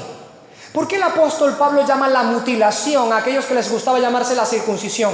¿Por qué no les concedía que eran la circuncisión propiamente? Porque en realidad ellos no estaban circuncisos, no conforme a la voluntad de Dios. Ahora voy a esta realidad espiritual. Vamos a ir a Romanos 2, 28 al 29, rápidamente. Se nos agota el tiempo, porque Cristo ya viene, amén. Se asustaron. Romanos 2, 28 y 29 dice: pues no es judío el que lo es exteriormente, oído al tambor, que lo dice un israelita. Pues no es judío el que lo es exteriormente, ni es la circuncisión la que se hace exteriormente en la carne, sino que es judío el que lo es en lo interior. Y la circuncisión es la del corazón, en espíritu, no en letra, la alabanza del cual no viene de los hombres, sino de Dios. Este pensamiento lo tenía Pablo por doquier. Siendo él un israelita, circuncidado al 8º día, de la tribu de Benjamín, y que sus padres cumplieron en él el rito de iniciación al pueblo del pacto, que era la circuncisión, él dice: eso no vale de nada a menos que haya circuncisión en el corazón. Así que aquellos que hacían una campaña de proselitismo a la circuncisión no eran más que mutilación de la carne. Porque en tanto que se empeñaban en decir que no podían ser salvos a menos que también se circuncidaban, estaban negando la gracia del Señor por medio de la fe sencilla y sola en Jesucristo. Estaban diciendo la fe en Jesucristo más, en este contexto, circuncisión. Pero cabe lo que usted quiera ponerle, como sea, herejía, blasfemia y abominación al Señor. La fe en Cristo más lo que de allí en adelante viene es blasfemia, herejía y abominación al Señor. Y eso era lo que los judaizantes estaban haciendo. No podían llegar a la salvación creyendo nada más en Cristo. Recuerda que esto está sucediendo dentro de la iglesia. Decían que tenían que creer en Cristo. Por supuesto, ellos no estaban negando que tenían que creer en Cristo, oído al tambor, sino que decían: hay que creer en Cristo, pero además hay que guardar los ritos mosaicos. Hay que circuncidar, porque si no circuncidan, no pueden ser salvos. Es decir, estaban incluyendo a la justificación un elemento de mérito humano, de obediencia a obras de la ley o de las ceremonias del viejo pacto. ¿Se entiende, verdad? Vamos a ir a Gálatas 6:15 también, para ver esta realidad en Gálatas. No solamente ahí en Filipenses 3 que el apóstol Pablo habla de esa manera. 6:15 de Gálatas dice: porque en Cristo Jesús ni la circuncisión vale nada, ni la incircuncisión, sino una nueva creación. ¿Qué está diciendo allí? Demerita la circuncisión, primero, la carnal, obviamente. Y luego alaba del poder de Dios en la nueva creación. ¿Esa nueva creación cómo es? ¿Espiritual o carnal? Primeramente espiritual, que luego se refleja en lo físico. Así que esa nueva creación es una circuncisión espiritual. Es una nueva criatura, ha nacido de nuevo en el espíritu y ha sido circuncidado por Dios, que es su padre, como todo padre que debía circuncidar a su hijo. Vamos a ver a Colosenses capítulo 2. Colosenses está después de la carta que estamos estudiando, ¿ok? Colosenses capítulo 2, versículos 11 y 12. Dice: en él, se refiere a Cristo, en él también fuisteis circuncidados con circuncisión no hecha a mano, al echar de vosotros el cuerpo pecaminoso carnal en la circuncisión de Cristo, sepultados con él en el bautismo, en el cual fuisteis también resucitados con él mediante la fe en el poder de Dios que le levantó de los muertos. Por el hecho de que Pablo mismo hace una asociación de la circuncisión con el bautismo, punto que trataremos después de que terminemos nuestra serie de Filipenses, en la serie de la teología del pacto. El punto es que él dice que en Cristo fuimos circuncidados con una circuncisión no hecha con mano. ¿Qué circuncisión es esta? Una circuncisión del espíritu, una circuncisión del corazón. ¿Por qué Pablo piensa de esta manera? Pablo se lo inventa. Es nuevo en el Nuevo Testamento, ¿será? Vamos a ir al Antiguo Testamento, Deuteronomio 10:16. En Deuteronomio 10:16 vemos a Moisés, o Dios por medio de Moisés, afirmar esto: circuncidad pues el prepucio de vuestro corazón y no endurezcáis más vuestra cerviz. ¿Es Dios? Es Dios quien en Génesis 17 nos narra que mandó la circuncisión a los niños varones del pueblo al 8º día, y a todo siervo comprado y todo lo demás. Que mandó carnalmente la circuncisión. Ahora él dice aquí: circuncidad pues el prepucio de vuestro corazón. ¿Podían ellos, si iban a ser hijos de Dios, hacer eso en sus corazones? Claro que no, porque así como un bebé, tú le dices circuncídate el prepucio y no puede, tú como padre debes hacerlo. La circuncisión del corazón va igual. Debe ser Dios quien opere la circuncisión del corazón en el alma de un individuo. Vamos a ver si esto es verdad. Vamos a ir a Deuteronomio 36. El mismo Deuteronomio, pero esta vez en el capítulo 30. Versículo 6. El Señor dice: y circuncidará Jehová tu Dios tu corazón y el corazón de tu descendencia, para que ames a Jehová tu Dios con todo tu corazón y con toda tu alma, a fin de que vivas. ¿Quién va a circuncidar el corazón? Dios. El deber está de que cada individuo circuncide su corazón, pero el deber no muestra capacidad o facultad para ello. Es como el deber de arrepentirse y creer en el Evangelio. El hombre no tiene tal facultad naturalmente, tiene el deber, no tiene la facultad para ello, está muerto en delitos y pecados. Es lo mismo. Circuncisión del corazón. No tiene el hombre facultad para circuncidarse a sí mismo. ¿Quién debe circuncidarlo? Su Padre. En este contexto, Dios, el Padre de todo espíritu. Vea cómo allí claramente el Señor dice: entonces amarás al Señor con todo tu corazón. Entonces vas a vivir, si esa circuncisión ocurre. Y de lo contrario, ¿qué ocurriría? ¿Qué pasaría si hay circuncisión en la carne pero no hay circuncisión en el corazón? Vamos a ver pues, Jeremías capítulo 4, versículo 4. Jeremías 4:4 dice: circuncidaos a Jehová y quitad el prepucio de vuestro corazón, varones de Judá y moradores de Jerusalén, no sea que mi ira salga como fuego y se encienda, y no haya quien la apague por la maldad de vuestras obras. ¿A quién está hablando? ¿A quiénes está hablando?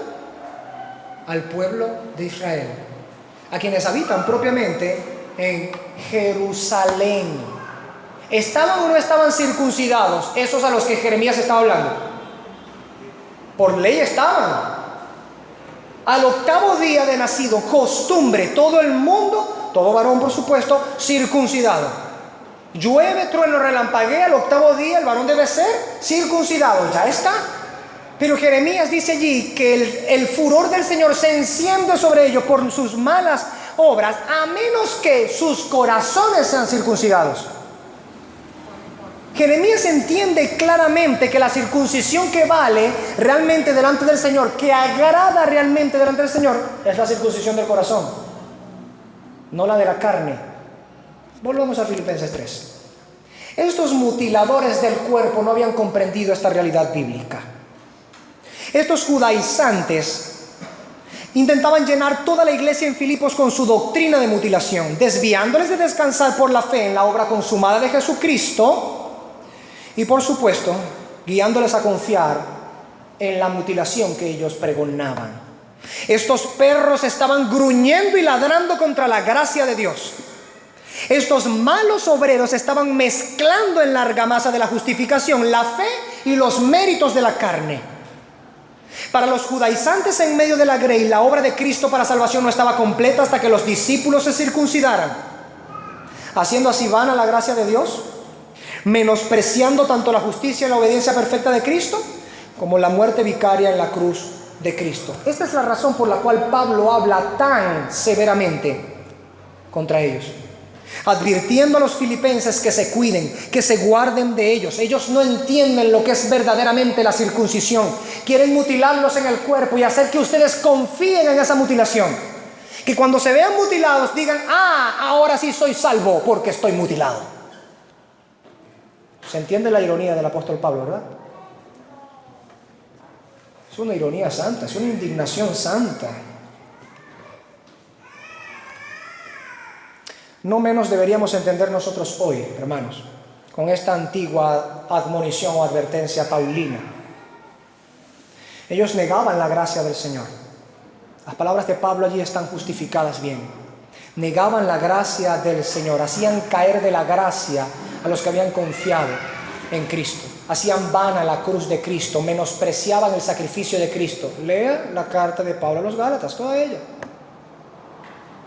Les insiste incluso en las cartas diciéndoles: nuevamente insisto, si te circuncidas, de nada te aprovechará. Vas a tener que obligarte a ti mismo, después que agarres ese camino, a guardar todas las ceremonias de la ley. Nunca saldrás de ese círculo porque tú eres sencillamente imperfecto. Y delante de eso no puedes hacer nada. Serás condenado irremediablemente, porque quitaste de en medio el único camino para la justificación, que es la fe en Cristo. Amén. Matthew Henry en su comentario dice esto: nunca nos resguardaremos demasiado de aquellos que se oponen a la doctrina de la salvación gratuita o que abusan de ella. Están los dos extremos. Algunos que se oponen, por supuesto, a la salvación gratuita. Ahí están los adventistas, los mormones, los testigos de Jehová, o mal llamados testigos de Jehová, testigos de Russell, y todas sus enseñanzas que son basadas en fe más plus 8 acostado. Meta allí lo que usted le dé la gana meter. Fe más un montón de cosas más. Y están en el otro extremo, por supuesto, los que abusan de la gracia del Señor. Lo que Dios me ha dado la gracia, ¿no? Ahora es ocasión para libertinaje. Voy a hacer lo que me venga en la real gana. ¿Por qué? Porque la gracia de Dios abunda. Ambos extremos son pecaminosos. Así entonces, esta triple exhortación de Pablo a los filipenses nos sirve a nosotros también el día de hoy. ¿Para qué? Para que nos guardemos de los perros, de los malos obreros y de la mutilación. ¿Qué significa eso para nosotros el día de hoy? Que nos cuidemos de los judaizantes y de los sensuales, como veremos en el resto del capítulo en nuestro estudio también.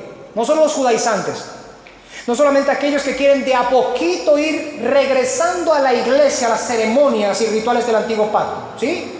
¿No se han dado cuenta las iglesias de hoy? Una bandera de Israel por aquí, una menorá por allá, ¿no es verdad? Un shofar guindadito en la pared por allá. Vamos a alabar al Señor, toquemos el shofar. No se puede adorar al Señor sin antes tocar el shofar. Sentimos que somos más iglesia, más bíblica. ¿Por qué? Tenemos un shofar. No es porque nos estamos santificando más conforme a la palabra del Señor, haciendo lo que Dios ordena y demanda realmente, sino porque tenemos aspectos que se parecen más al Israel del antiguo pacto. ¿Entiende lo que digo, hermano? El que tenga oídos, que oiga. Ese insano amor que no es amor, sino idolatría por el Estado sionista de Israel. Y estas otras cosas. No despreciamos a Israel, recuerden que yo mismo les he enseñado estas cosas porque la palabra lo enseña. Que cuando llegue el tiempo, el Señor avivará a su pueblo de en medio de los judíos también. Lo promete el Señor. Y será una de las últimas señales del regreso de nuestro Señor Jesucristo. Así está escrito. Pero el punto aquí es este: ese amor desmedido, que no es otra cosa que idolatría, buscando asemejarse externamente al judío del antiguo pacto, no es ser verdaderamente el Israel de Dios. Ya lo leímos aquí. No es judío el que lo es externamente. Ya te entendí, Pablo. Vamos a colocar una menorá aquí, un shofar allá, una bandera de Israel aquí, que se vea bien grande la estrella, porque por supuesto eso nos hace judíos. No lo entienden. De a poco, de a gota se llena el vaso. Un poco de levadura leuda toda la masa. De ahí en más, ¿qué viene? Ahora nos toca practicar la Pascua. Conozco varios allá en Caracas, por cierto, y aquí también está sucediendo. Hay que practicar la Pascua. Para ellos ya la Pascua no está cumplida en Cristo Jesús. Ellos dicen creer en Cristo Jesús. Dicen creer en Cristo Jesús. Pero el 14 de Nisan, según el calendario hebreo, ¿qué hacen? Se sientan a la mesa y ahí pues están hierbas amargas, están los panes sin levadura y todo lo demás. ¿Por qué? Porque hay que celebrar las fiestas que Dios mandó. Por supuesto que Dios las mandó. ¿Hasta cuándo las mandó? ¿Para siempre? ¿O hasta que llegara el fin y su cumplimiento que estaba en Cristo Jesús? ¿Quién es realmente nuestra Pascua? Nuestro Señor Jesucristo. Ahora, la celebración de la Pascua que nosotros tenemos es la que Él instituyó. Nos sentamos a la mesa para partir el pan y beber el mismo vino, lo cual representan su cuerpo y su sangre. Comunión con Él como cabeza, comunión entre nosotros como cuerpo. Pero ahí van iglesias como borregos detrás de líderes ciegos que quieren judaizar a la iglesia. Y mientras más aspectos externamente judíos tengan en la iglesia, mejor para ellos. Y mientras más publicidad tengan de ello, mejor para ellos. Y hasta organizan viajes. Vamos a ir a Israel, a conocer Israel. No me malinterprete. Por supuesto que sería hermoso ir a conocer los lugares en donde nuestro Señor Jesucristo pasó, oró y todas estas cosas que nos llenan cada día, a los que cada día leen la Escritura, cuando las leemos en los Evangelios. Eso no está mal en sí mismo. Pero ese desenfreno, esa idolatría de que verdaderamente se sienten más después de que pisaron la tierra de Jerusalén. Cuando tienen entonces el polvo de los pies de Jerusalén en sus zapatos, me siento más cristiano, me siento más pueblo de Dios. ¿Entienden, hermanos? Es judaizar. Es judaizar. Es precisamente ahí el semen de esta infección que está carcomiendo a la iglesia ahorita también. Es allí la primera bacteria que empieza luego a multiplicarse dentro de la iglesia. Así que esta expresión del apóstol Pablo hoy también nos calza. Debemos guardarnos de los perros. Debemos guardarnos de los malos obreros. Debemos guardarnos de los mutiladores del cuerpo. Hay algunos que están mutilando la conciencia hoy día, arrastrando a los discípulos precisamente a las sombras de las ceremonias y rituales de la ley, las cuales tenían como único propósito la predicación del Evangelio en Cristo Jesús, anunciar a Cristo, para que llegado el tiempo de reformar las cosas, como dice Pablo a los hebreos, estas quedaran atrás. Hay iglesias que van así, detrás, bailando al son de los mutiladores del cuerpo, de los judaizantes modernos. Les ves hablar de Cristo, les ves hablar acerca de la salvación por Cristo, pero dicen, tú no puedes entender la Escritura a menos que lo hagas a la manera hebrea. ¿Lo han escuchado? Sí, ¿verdad? Y que hables, por supuesto, así, el Eterno te bendiga, que Hashem te bendiga. Porque ahora no puedes decir Jesucristo te bendiga o Dios te bendiga. No, tienes que decir Yeshua te bendiga, Hashem Adonai te bendiga. Porque sienten en su envanecimiento que son más correctos, mejores, más pueblo de Dios, si ellos utilizan las palabras hebreas para cada vez que hablan de esa manera. Pregunto, ¿los fariseos que están ardiendo en la quinta paila del infierno y Judas mismo hablaban hebreo? Claro que hablaban hebreo. Y mejor que nosotros, me refiero a los ministros que no entienden. Claro que hablaban hebreo y hablaban griego, mínimo 3 idiomas: hebreo, griego y arameo. De Pablo se entiende que incluso hasta es probable que estuviera teniendo un latín primitivo. Ahora, ¿cuál es el punto de todo ello? Todas estas cosas son aspectos externos que buscan judaizar a la iglesia. Meter de tal manera en un contexto judaísta o judío a la iglesia que luego se sienta completamente naturalizada para abrazar la esencia del judaísmo. Salvación por obras, lo que entiende la religión del judaísmo, porque nunca fue salvación por obras ni en el Antiguo Testamento siquiera, como ya hemos aprendido las semanas pasadas. Siempre fue salvación por gracia por medio de la fe en el Mesías que iba a venir, la simiente prometida, desde la primera parte de la Escritura hasta la última, siempre. Así entonces es aborrecible esta doctrina. El apóstol Pablo dice claramente, si yo o uno de en medio nuestro o incluso un ángel del cielo les trae una doctrina diferente hablando contra los judaizantes, su doctrina, sea anatema, sea anatema. Hermano, nosotros vamos a recibir con gusto en el seno de nuestro hogar o de nuestra iglesia, que es el hogar de la familia de la fe, doctrina judaizante. Estaremos dispuestos a congraciarnos con la abominación delante del Señor, con hacer vana la gracia de Cristo y la cruz de Cristo.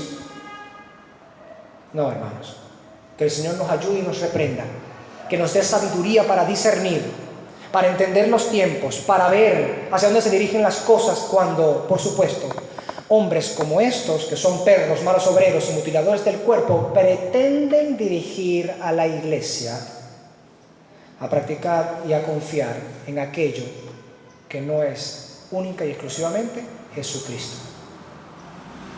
Puestos de pie, vamos a orar al Señor. La reflexión final en esto son 3. Primero, hoy día hay mucha facilidad para acceder a la falsa doctrina. Entienda esto, hermano.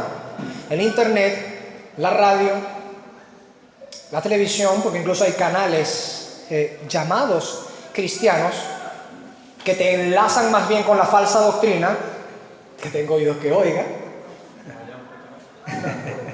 ¿Cómo se llama? El que tenga oídos que oiga. Al buen entendedor, pocas palabras.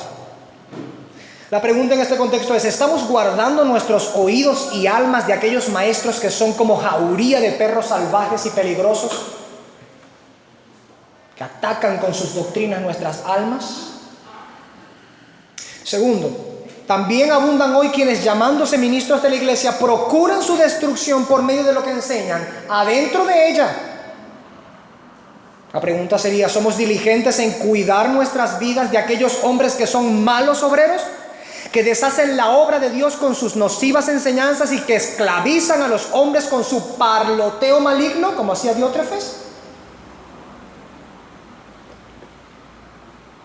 Tercero y último, además de todo esto, hay un reciente crecimiento, como ya lo he dicho, entre los cristianos, entre los que profesan fe cristiana, de gente con doctrinas, prácticas y pensamiento claramente judaizantes.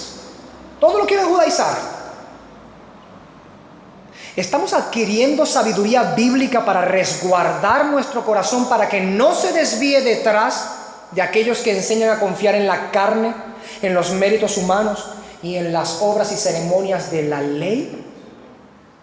Que el Señor nos ayude, hermanos, a hacer lo que verdaderamente debemos hacer, porque si creemos que estamos lejos de estos peligros que azotaban a la iglesia en Filipos, abra bien los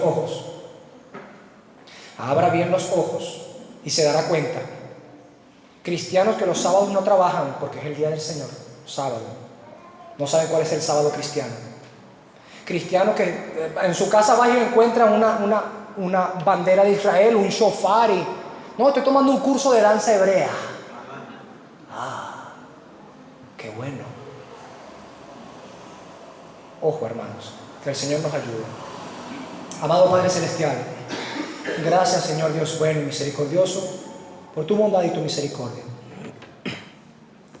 la que tienes para con nosotros hoy, al mostrarnos en tu palabra las debilidades en las que debemos nosotros fortalecernos. Ciertamente tu palabra es viva y eficaz y más cortante que toda espada de doble filo.